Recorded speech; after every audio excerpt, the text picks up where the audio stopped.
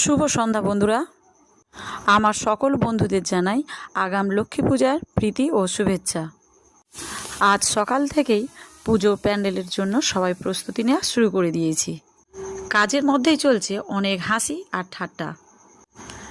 বাইরে সকাল থেকে খুবই বৃষ্টি পড়ছে, এখনও অনেক কাজ বাকি আছে। বাচ্চারা সবাই আনন্দে আটখানা। লাইট লাগিয়ে সব কিছু ঠিক করার পর আমরা চললাম এবার বাজারের দিকে।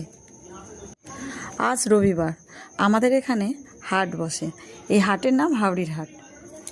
এই হাট কিন্তু শুক্রবারের হাট নয়, এই হাট সপ্তাহে দুদিন নির্দিষ্ট দিনেই বসে।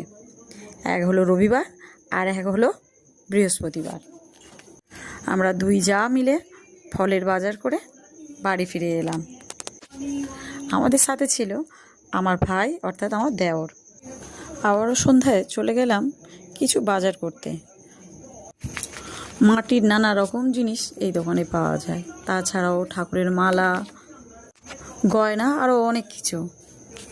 আজ এই পর্যন্ত। টাটা, পরের ব্লগে আবার দেখা হবে।